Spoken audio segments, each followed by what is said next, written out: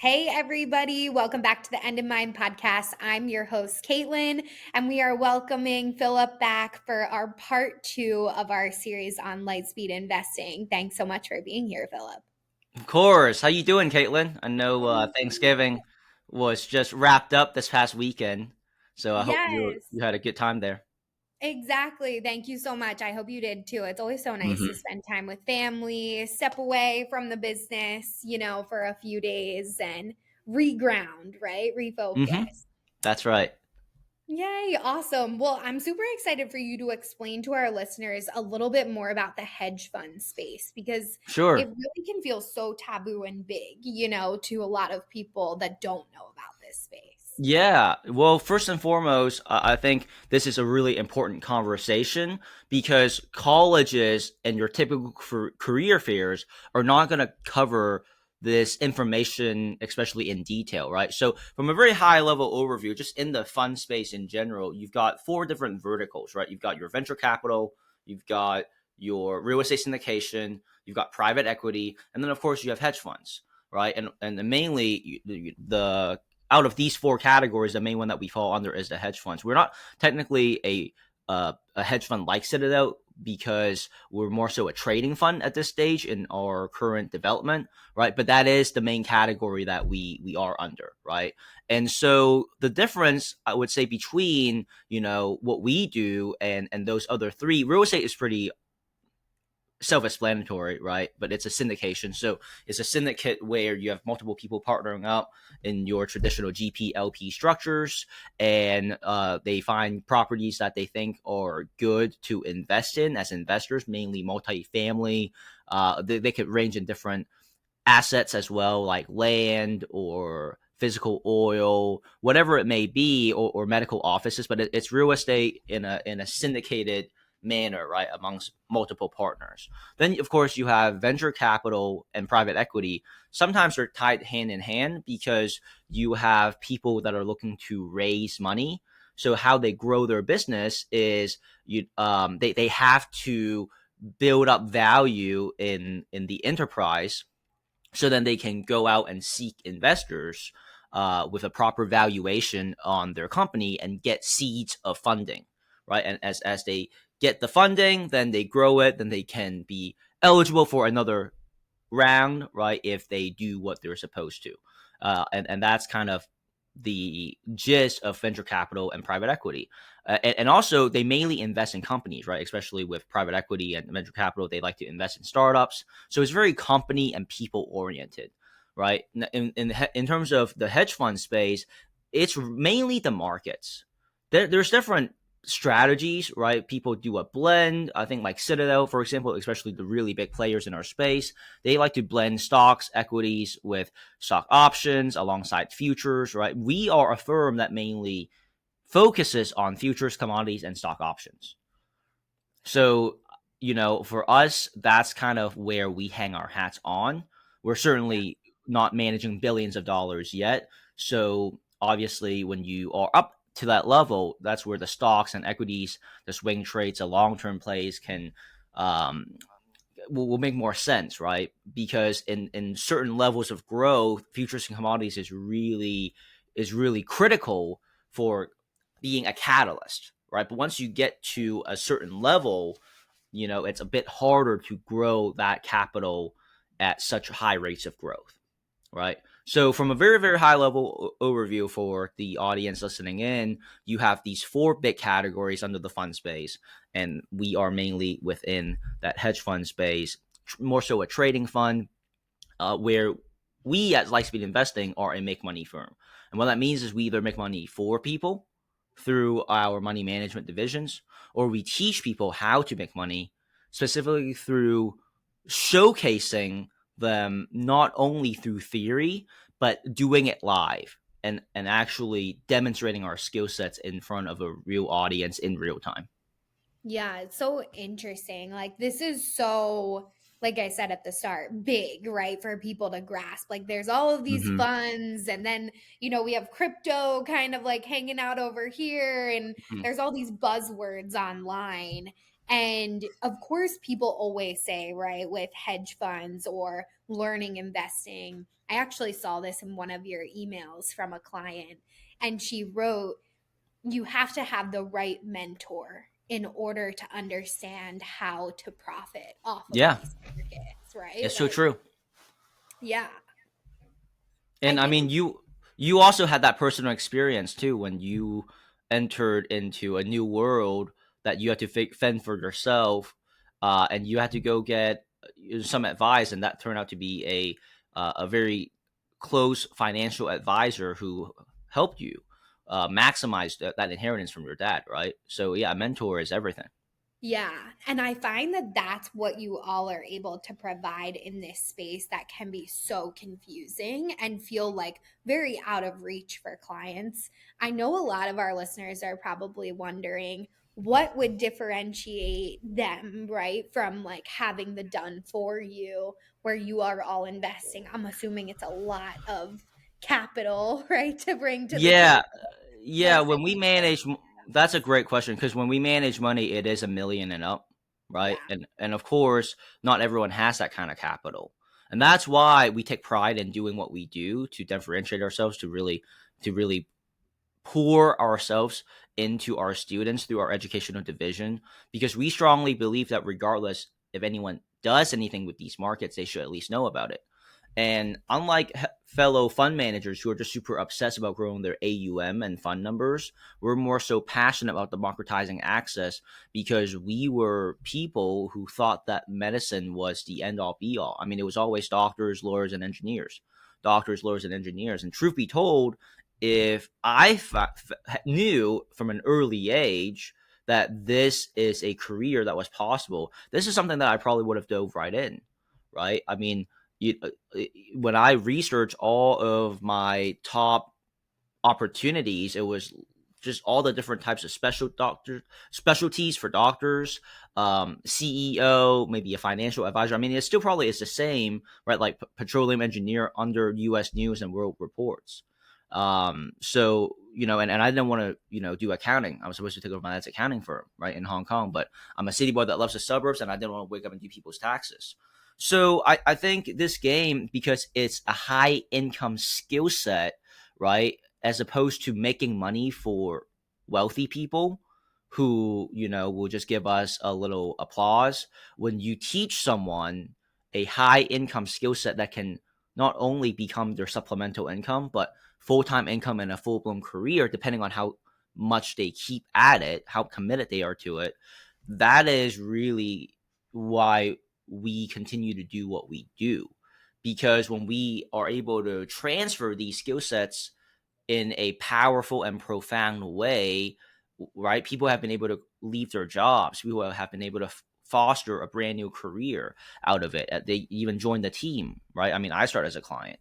And now, obviously, I'm president and CEO. A lot of our executive team members are the same way as well. So, it's a tremendous space for opportunities, especially the way that we have structured it at the firm. But more importantly, I just think that the information is so powerful that it needs to be more publicly aware. Yeah, I completely agree. And I love that you explained all of the funds, right? Because I find so many people, again, like this buzzword online, people will go into real estate, right? And you and I have had private conversations about that. Hmm. And a lot of people don't understand the risk, right? That's involved in some of these other fund spaces as well. And like we said, it really comes down to the mentor, which you all can provide. What do you say to your clients when they've gone all in on one opportunity like real estate? And what have you seen happen from your own experiences or even some people on the executive team Hmm. that have maybe had, market shifts and then they had to Yeah, I think it's important to really get an understanding of why you're going to certain asset classes and what you want to do with it, but more importantly, who you're going into business with, because with real estate syndication, nothing's as easy as it sounds. So one of our executive team members, he went in on the real estate syndication deals prior to joining us, and because of certain things that were missed, right, whether it be the partners not being as qualified as they were, the deal itself, whatever. There's so many moving pieces that, long story short, he ended up losing like almost 40K, close to 40K from that interaction. And obviously it's a tough lesson for you to grasp, but the main thing here is that yes, real estate can be great. You have a physical asset, you can claim it as one of your residential homes, but it's very hard for people who are just in the real estate space to be cash liquid at all times. All of their cash is stuck in that property, right? And so when you embrace trading and you embrace investing in the markets, well, that gives you an offset because it allows you to generate liquidity with a high income skill set, right? Yeah. So that's the nice thing about the markets, especially if you don't mind being in front of a computer. You are not necessarily incompetent when it comes to tech, right? It doesn't scare you, because the only overhead that we have is your electricity bill, the computer setup in front of you, and your Wi-Fi, right? And depending on where you are, I mean, the most volatility you will see, usually speaking, is that first hour to 2 hours in the mornings, right when the New York bell rings, the market outcry happens from 9:30 Eastern. So from like 9:30 to 11:30, you could trade the markets, you could make your money, and you still have the rest of the day to do whatever you want to. Especially if you are a early bird on the West Coast, you be starting from 6:30 a.m. to like 8:30 Pacific. Then basically from 9 a.m. onwards, the whole day is yours. So, in terms of lifestyle, that's another thing that it can provide for you. This is definitely not completely passive. This is a high income skill set. So it is active. You do have to be in front of it. It's something that you can learn, you can hone, but it's not like something that you can just set up and then 5 days later you see your account grows. No, right? So that aspect right there may not be for everyone, right? Some people go into real estate, for example, and even private equity buying daycares, right? Because they give the investor a consistent cash flow, a consistent paycheck, either at the end of the month or at the end of every quarter, without much operational activity. And listen, if that's what floats your boat because you're a business owner, you got another thing that you want to pay attention to that requires your attention, go for it. But this is really right, me breaking down what you are doing when you're in this space. Now, let's say you love the concept, you simply don't have the time for it, right? But you're interested in it. If you're a business owner, right, you could think about this like building a sales department. But instead of a sales department, you can build an internal trading and investing department, and you can train your team members to do this instead. So now you can still benefit from the fact that you can have another cash flowing department without having to close clients, without having to go after meetings and chase after people, right? And generate leads and go through the entire sales process. So that's, I would say, another benefit as well, is you can make money directly without talking to anyone. And it's really exciting if you know what you're doing, right? Yeah, exactly. And like for our listeners, I know I said this in part one, but definitely connect with Philip. At the very least, attend some of these trainings. Like you will see what's possible working a few hours a day. And I find so many of us create our own jail cell, right, when it comes to business. And it's important to realize that there's so many other opportunities out there. Like I love what you said about bringing in team members and teaching them Mm-hmm. these opportunities, right? Like it's creating this ripple effect of wealth, which is beautiful.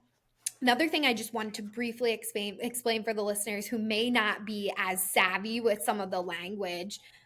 Could you describe to us what a hard asset is versus Yeah, liquid assets? Because I right. find a lot of people talk about that, but Sure. it's hard for some people to know exactly what that Yeah. Yeah. So it's really simple, right? Like a hard asset or a physical asset is real estate, right? Something that you can touch, you can feel. It's a tangible, right? After you've purchased it, it's like a gold bar or a bar of gold, right? It's a physical asset. And when I talk about the markets is more like a digital asset, because all that is required for you to get in touch with it is your computer and your internet connection, right? And your Wi-Fi. So it's a digital asset in that sense because nothing physical is being transacted, right? right. That's kind of how I like to think about it. And the main difference I would say in the two is physical assets are more so geared towards passive income, like really passive, right? Maybe you do the work before, so it's like semi-passive. You like set it up, and then you're expecting it to just kind of run on its own after, right?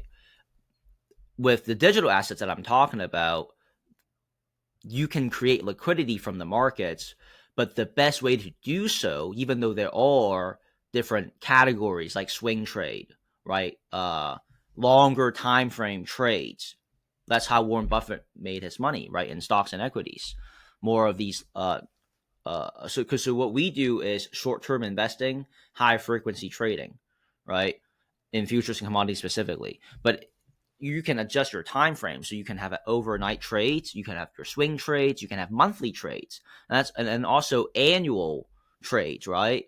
And that's where those are longer term, and that starts becoming more passive. And as you get more passive, then your ROI percentage is going to naturally wane a bit, right? Yeah. But if you do it actively, you have more control, and so your ROI percentage can, on an average basis, that's how you can get 5 to 10% a day when you do Yeah. it actively.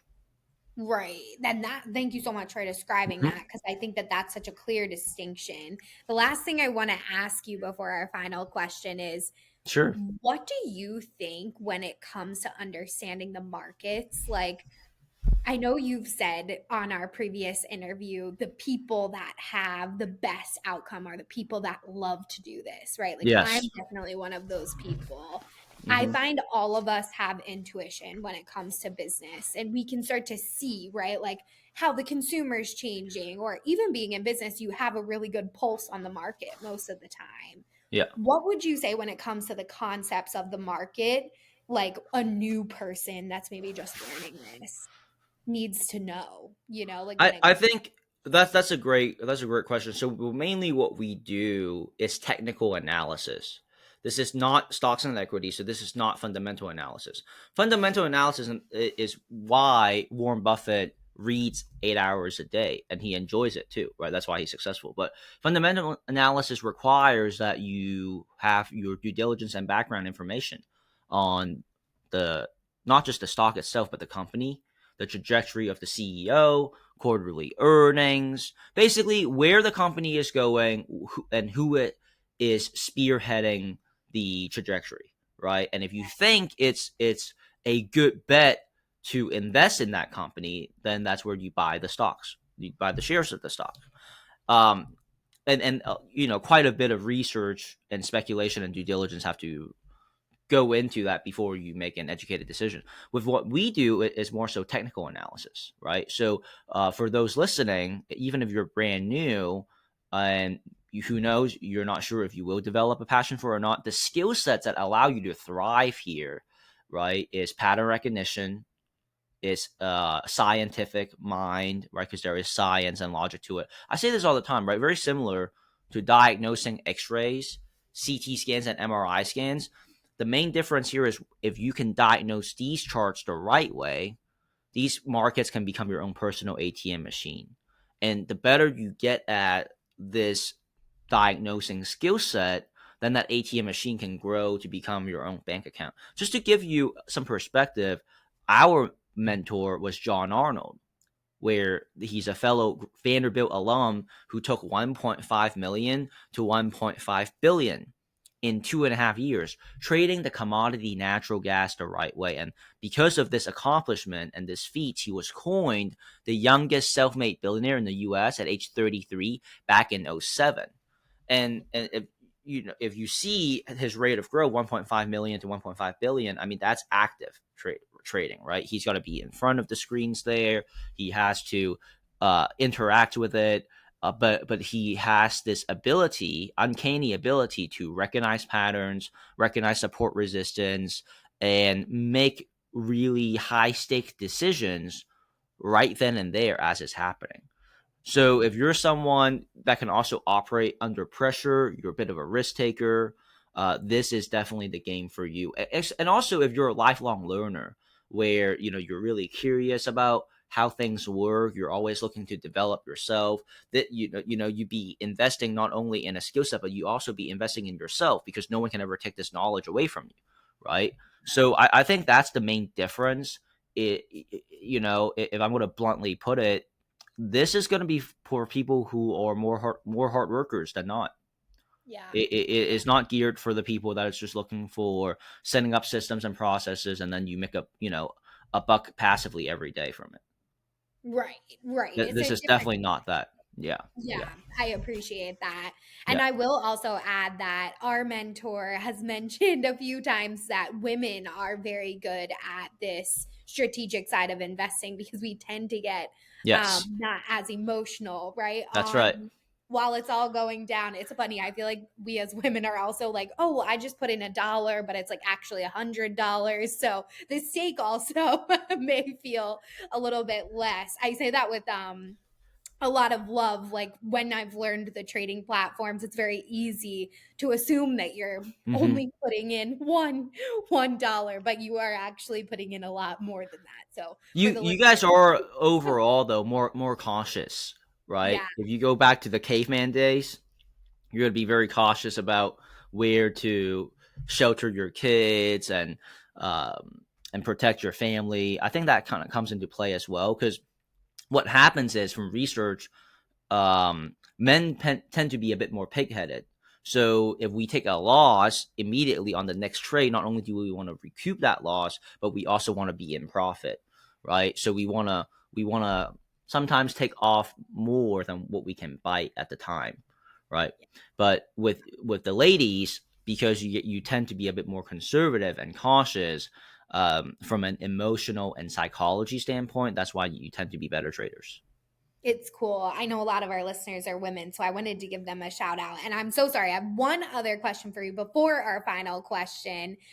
This I find is so interesting. Like Mm, being born in this age of the internet and everything expanding online. And I know that you slightly touched on this in our first interview as well.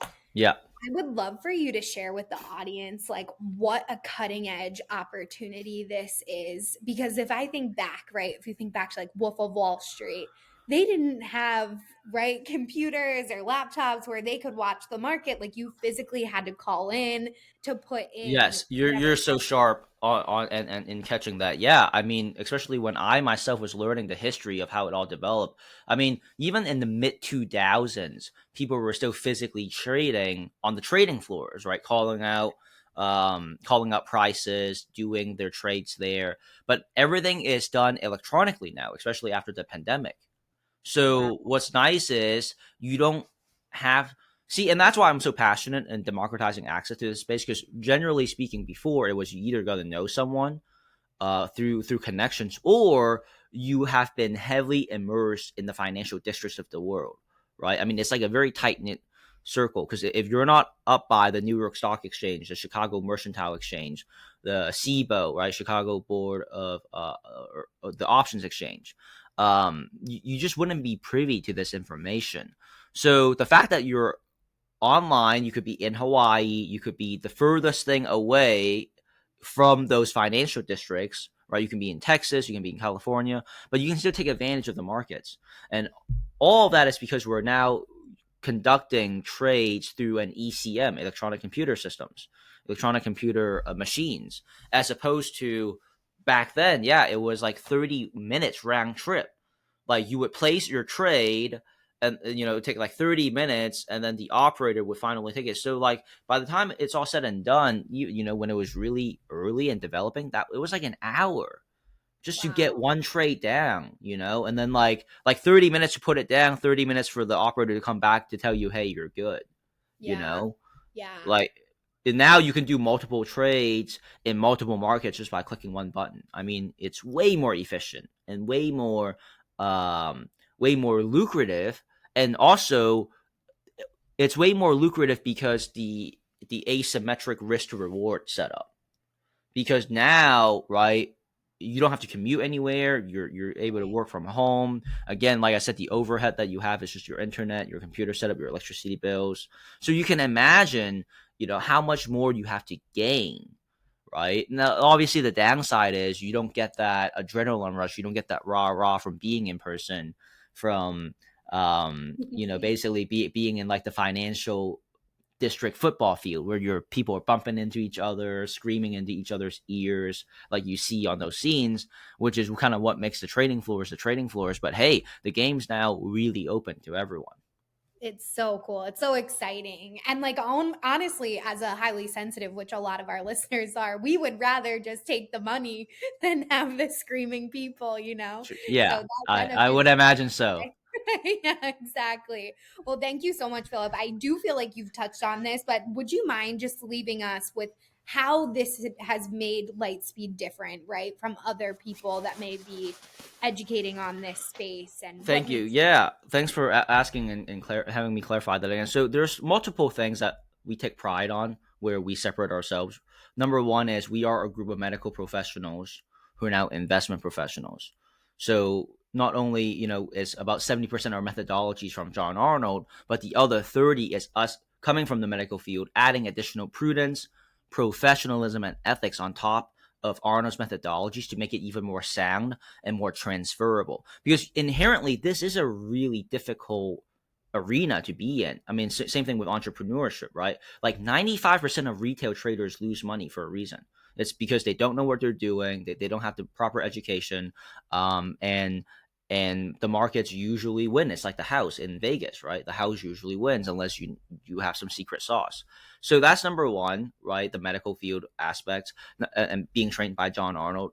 Number two, we're doers who happens to educate. So what that means is we make a bulk of our money from managing money for high net worth individuals, right? And usually speaking, that's $1 million and up. And actually, how the educational piece got started was because one of our clients, they were like, "Hey, we're enjoying the returns that you're able to get for us, but let's be honest. Whatever something were to happen to you, what if you were to pass away, right?" Which is a nice question and a great question of curiosity, right? What if you died? And that's why we're like, okay, well, why don't we put something together so that we can teach you and then you can do it on your own, right? And so in that regards, not only are we doers who happens to educate, but we're also doers that showcase our skill sets live, and it's not just based on theory. We've actually spoken at an MBA program, Northwestern University, where what we've learned was a lot of these faculty members, no matter how sharp or intellectually sound they are, it's all theoretical with them. right. They may be great teachers, but they've never placed a single trade in their own lives, nor would they ever go live with you, right? So, and to really put this thing and to epitomize what I'm talking about, several years ago, we were blessed to be able to do a deal with Scotiabank. It was an international bank up in Canada where we did a contract for $200 million. And so I think if you recognize the cadence of trading, you first start by trading for yourself. You then trade for others, which is our money management division, and you have the track record and experience to back that up. That's where you are now eligible to do deals with banks and institutions. Wow. So this is a firm that's been around for over 15, 16 years. We've done bank deals. We're doers who make our money off of doing, right? And the educational division is something that we feel strongly about, where we want to democratize access. We're here to do this because we can, knowing that others won't, and we're passionate about it. It's so cool. Thanks so much for what you do. Can you tell our listeners how to get in touch with you and how they can reach out to Lightspeed? Yeah, there on the show notes there should be a link where you can get a complimentary access to some of our weekly sessions that are usually reserved for paying clients. If you register on that link, you basically get complimentary 2 weeks. One of our team members will reach out to you, and if you're on LinkedIn, you can feel free to also message me, Philip Jayhawk Chan. Let me know that you heard about me because of this interaction on the podcast, and I can also facilitate the 2 weeks that way instead. But yeah, either click the link below or message me on LinkedIn. Will be your best bet. Perfect. Thank you so much. And for all our multitasking listeners, you guys know you can always DM me. I will connect you with Philip personally as well. So thank you so much for being here. This was a really great conversation. Thank you so much, Caitlin. Really appreciate you. Okay, great. Now, what do you think? Should we just move into part three? Do you want to break, get some water? Um, yeah, I will.